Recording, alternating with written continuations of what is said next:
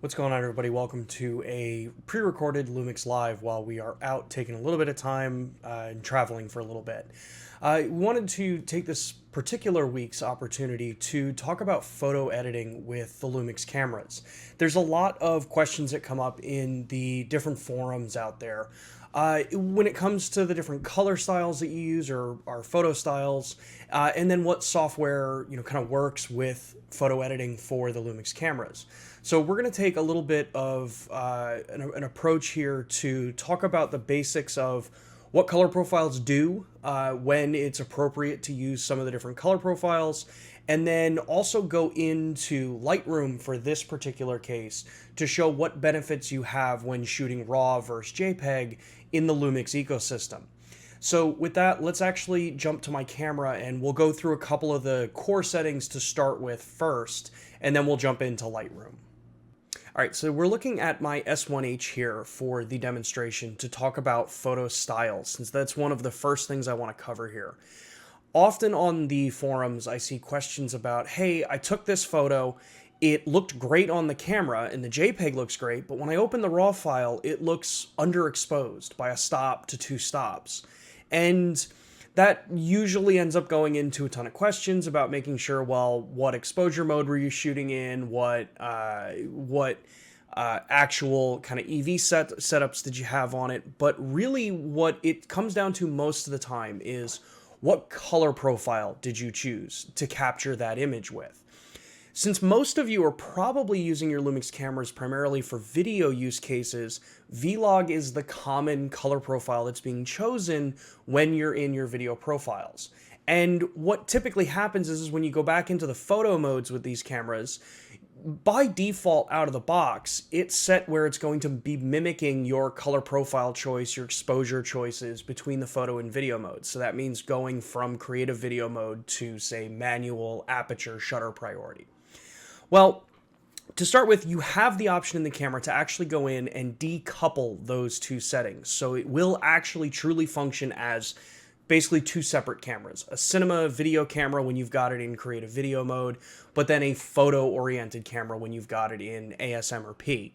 So while we're looking at the menu here, basically the first thing I recommend a lot of people do with your camera when you get it, if you know that you're going to be using both photo and video use cases for your camera, is to go here into the cog menu or the custom menu, go to your image quality settings, which is the first option that you see here, and then scroll down to creative video combined set.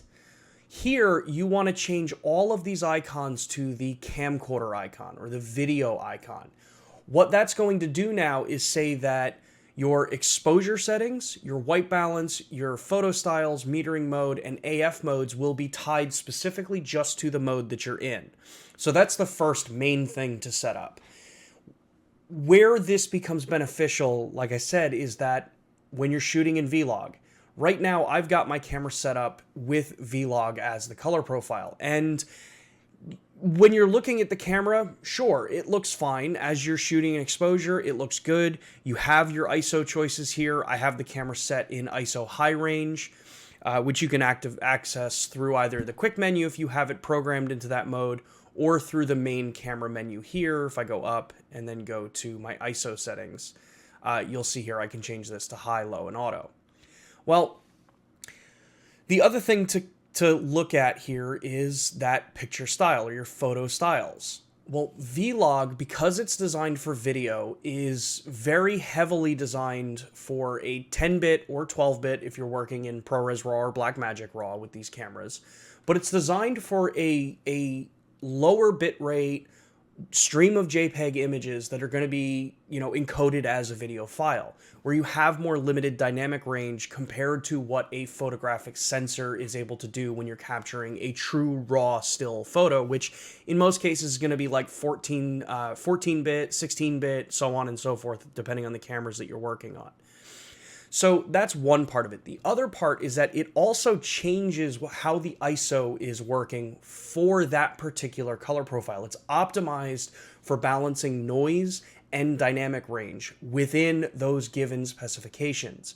So if you take something that's designed for a more limited dynamic range compared to photo stills, and then apply that to something that has much greater dynamic range, where you don't need to be compressing that information in and flattening the image out, you end up getting some fairly adverse effects depending on your style of shooting.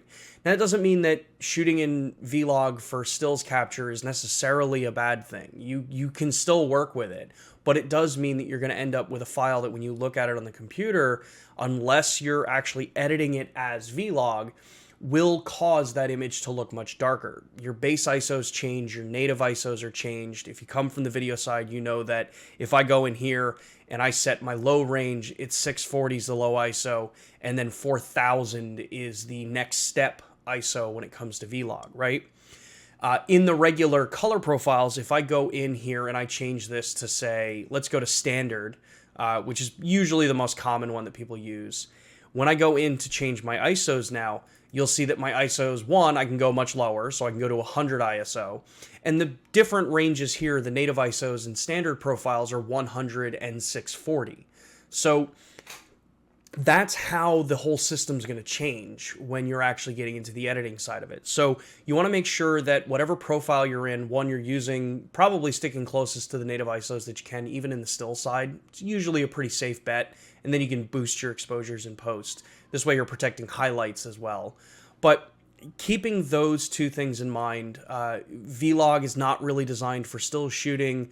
Standard color profiles really are designed for still shooting, and RAW files are always going to need work when you bring them into software. And that software is going to depend on how that file is interpreted when you actually bring it onto your computer. So now that we've actually talked about some of the basics here, like the core of the reason why I wanted to record this particular stream for today, let's actually jump over and look at a couple of pictures that I have in my Lightroom catalog, and we'll go through some of the RAW editing capabilities and the things to look for when you're working with a RAW still photo from a LUMIX camera. All right, so here we're looking at my Lightroom catalog, and I've got a photo here that we're looking at that I was showing last week that is from the S5 with the brand new S18mm f1.8. And like I had said, when you start looking at the different color profiles that you choose while you're working on a camera, that part about making sure you're choosing the color profile that's going to give you the kind of best raw still photo to work with is really important when you come into the editing side of this. If you shoot something in log and then take it, bring it into the software and change it to something like standard or vivid, you're going to see that that image is going to actually be very dark compared to if you just select log and work with it as if it's a log file. So that's where I was saying that you still can work with raw files in a logarithmic color profile, but you have to make sure that when you go into your editing software that you are telling the software that you shot this in log so it can react properly for the way it's processing that image, for exposure, for what its base ISOs were set up as while you were shooting. So this image here was shot in standard.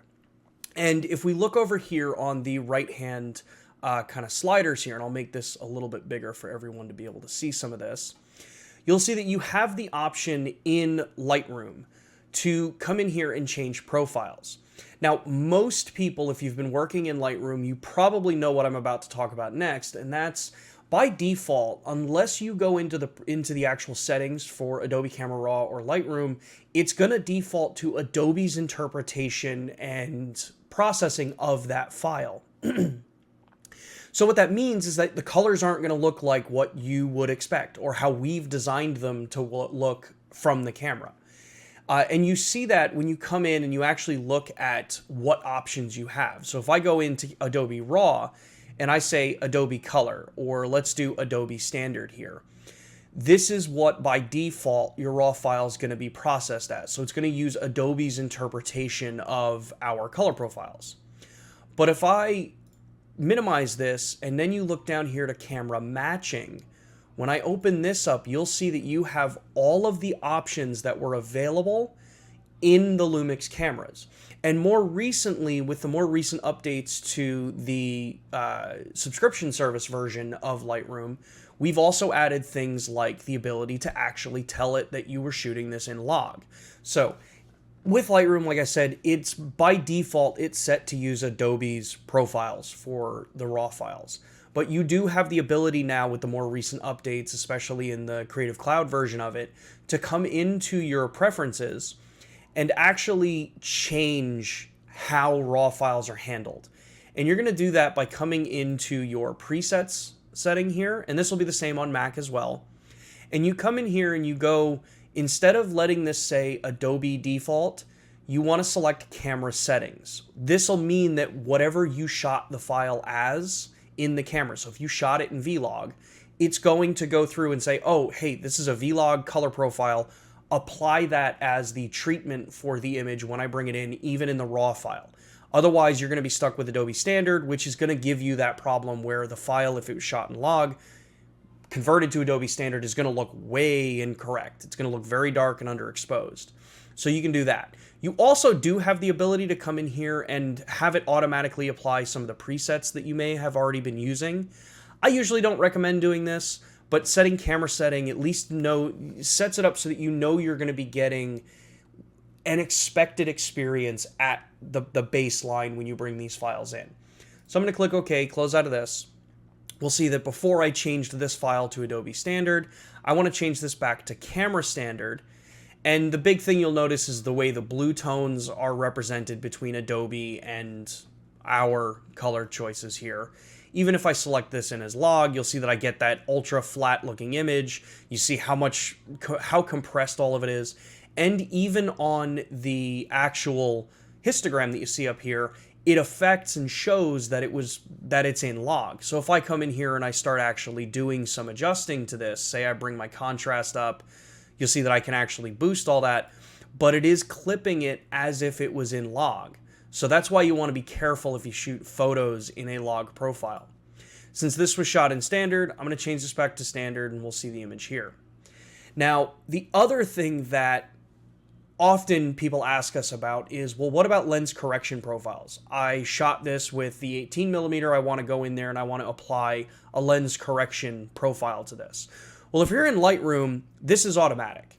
The profiles that are set within the RW2 files, so the Panasonic RAW files, they include the information for the lens correction. So this would be chromatic aberration correction, this will be distortion correction, all the stuff that you would normally see, even vignetting compensation, which is done by every manufacturer these days. So you have all of that access here. But if you're shooting with, say, a third-party lens or a different L-mount Alliance member lens, one of the things that you'll see, and this I think causes some confusion in the market, is you look at the lens profile selection here, and it'll say Panasonic, you'll have Sigma in here, you'll have Leica, and if you come through and you create an image with, say, the 45mm 2.8 from Sigma, this may show make Panasonic model Sigma because it was shot on a Panasonic camera. So it's using the profile that Panasonic has on that lens when they're used in combination. What a lot of people will do sometimes is they'll come in here, they'll pick, not Samsung, they'll pick Sigma, and then you'll come in here and you'll see by default this selected the 45mm 2.8, and then you can come in here and you look at the two different profiles. Well, this was the 4.5, but if I come in and I look for the 45, you'll see I can select the 45, and then I can go in here and say, is this the L mount? Is this the E mount? Which version of that lens is it? So by default, though, you can just come in here, click auto. It's going to automatically pull that information in, and it's going to give you the profile that is embedded in the metadata for that image.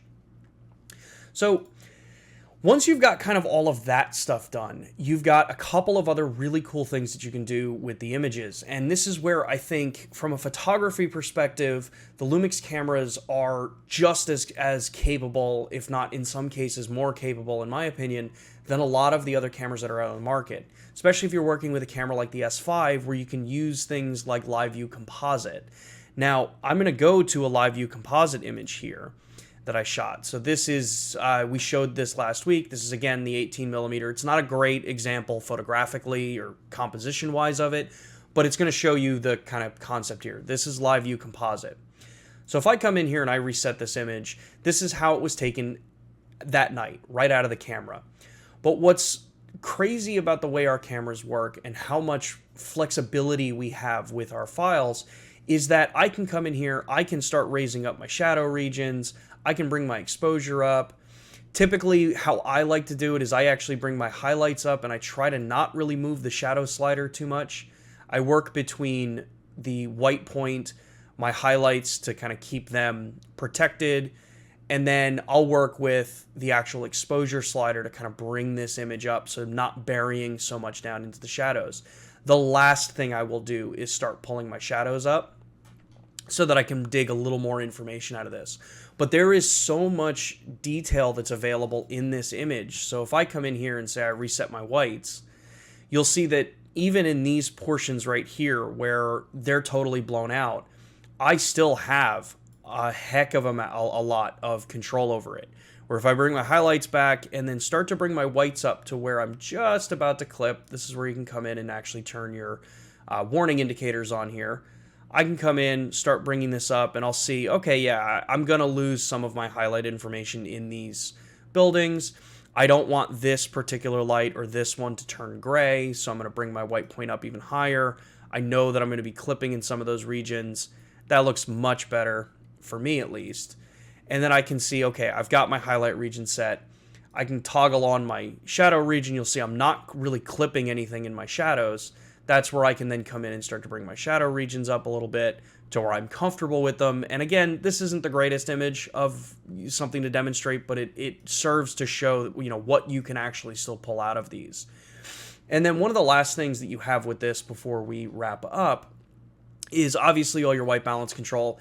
If you've shot photos before in RAW, this is fully something that you're probably doing already, but you have that ability to come in, change your white balance when you shoot RAW in way better ways than you would in a still photo. So I can come in here and just do something quick and say, okay, I know that was the primary-ish amount of light. That's not really the best way to do it, but I can come in, I have that full set of adjustment, I have all that detail to work with, and even if I'm not working in a live view composite image, if I come back to my base image here that we were showing, even something as simple as just throwing the auto settings on to get it roughly to the point where, the system thinks that that's a good exposure, I can then come in here and say, well, I want to keep that detail in my highlights there. I want to bring my shadows up just a little bit because I don't want to crush too much down in this shadowed region here. My black levels, I can adjust them because I don't want to crush them down too much, but I can bring that up a little bit, go into my contrast, bring this up, bring my exposure down just a little bit more. This way I can bring my shadows up. And then I also have that ability in here to come in and say, okay, I want this to be daylight. It's a little maybe too warm. If I go to shade, it's way too warm. Go to auto, still way too warm. As shot, it's a little cool, but that's always going to be your preference when you're working with these different kinds of images.